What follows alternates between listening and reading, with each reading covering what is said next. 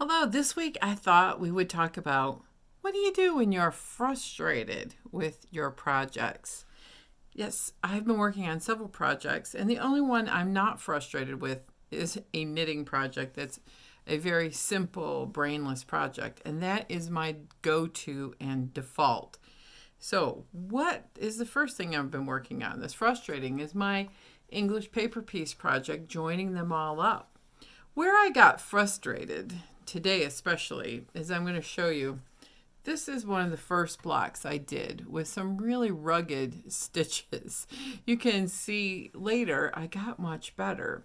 But when I started sewing it together, it fell apart and I had to redo it. I really don't like redoing things at all. And you can only work on this so long before you get a little frustrated. I decided on this layout. I like it a lot, and it has little spacers in between with the gray. Here's my flower.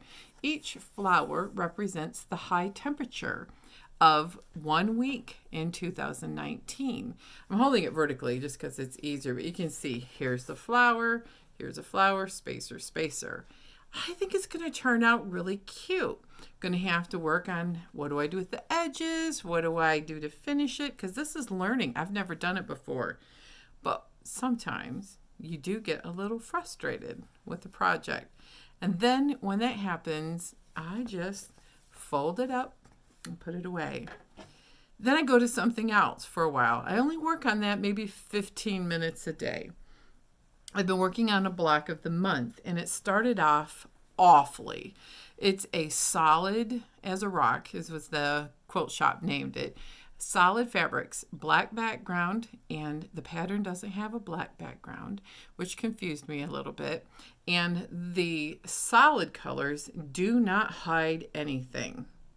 Not one thing. And I had to remake this block multiple times to get it to even be this final finished. I'm done.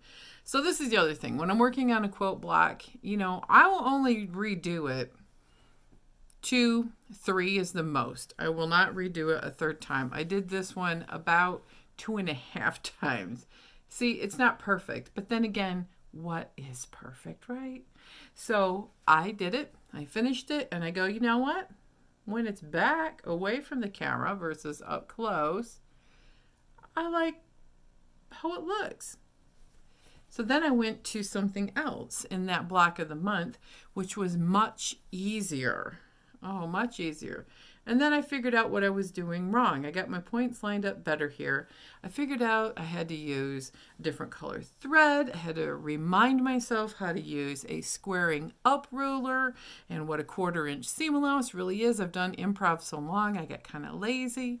And I just keep working. Now I have, this is a 12-month block of the month, and I have 8, 9 of them done. I only have a couple more left. This one was the most challenging because it has all the different colors of purple, which I really love purple, but I was having trouble with the pattern not backing out, the background being white on the pattern and not black, and the purples didn't exactly match. Sometimes you got to go through and actually write on every piece of a pattern what color it is. But then I went to an easier block. So this one is nice because it goes easy, hard, easy, hard. And you can see this block. I love those blues. And together they really do look fantastic. And look at this one. I really like that double pinwheel in the center and the pink and red. I usually don't put pink and red together, but I think it looks great. The quilt shop picked all of the colors in the fabric for the block of the month and shipped it with me with the pattern. What I like though is they did such a great job making sure they were all the same value or saturation in color. And wow, I love green. And it really goes well with all the blacks. So here's the last couple. This one is super fun, an Ohio star with little 4 patches in the corner. All of those purples again. This one was easier to keep track of the purples though, because they were different shapes. And this one had a lot of seams. and it is really cool. But the center is all half square triangles. These parts here, you can see, I would have probably done it differently, but when you follow a pattern and you have limited fabric in a block of the month, you have to follow the pattern. And it is forcing me to actually follow patterns and get better. Now, here's this. I love stars, and this double star with the light blue and the dark blue, it's fantastic. But I got frustrated with it because sometimes they weren't all lining up, or I wasn't understanding the way to make the block, or why it wasn't lining up correctly and I had done something wrong. There's nothing wrong with the patterns. It was my interpretation of it. So I thought I needed to get in between these types of projects that are kind of fiddly and a little tedious. I have the knitting, but sometimes I need something different. So journaling, I just have old notebook, and writing is good. You can type, that's good too. But I needed something that didn't have so many words in it, right? There's just some points where I'm just like journaling and all the words and trying to write it all out is hard. This I like because it doesn't take as much what I call brain space. That's right, it's a little sketchbook in a bullet journal size. It is not a bullet journal. I decided that I wanted to take all the crafty things that I have that are not perfect. See, this is a little bubbly. It's not perfect. And make art journal. Some people call them junk journals.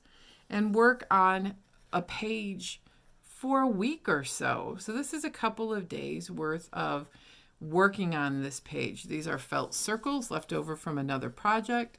I used my Cricut to cut these flowers out, and if I were to show you, they're imperfect. Some of the edges got cut off. I had these stickers left over in glitter. I added some background circles. I'm going to keep working on it until I'm happy with it. I even did some pen details. It's something to help me get an inspiration or work on creativity and getting a jump start, because I want to start working on an improv project this month, and that takes a lot of decisions and brain space. And so look, here's a leftover envelope. I did this as a template last Christmas for gift card holders, and what I like about this is paper.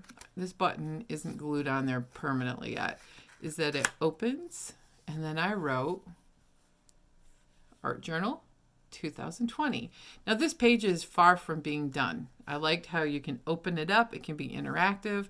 I'm going to fill these negative spaces with other things, but I can work on it a few minutes at a time. It's not frustrating. It's actually freeing and kind of zen. I'm being frugal, I'm using up all of the things that I have in the house. And believe me, if you've done any crafting for any length of time, you wind up accumulating a lot of stuff. I have things, the more I pull out, the more I find, right? Yeah, you know that. So I hope that this has given you some ideas to maybe journal in between, whether it's an art journal or a writing journal. And we all have projects, especially if we're quilters or if you're working on some hand sewing where you get frustrated. Now, part of my frustration this week came from the fact that I was sick. So hand-eye coordination wasn't great. When you read things, it didn't quite process right or make sense.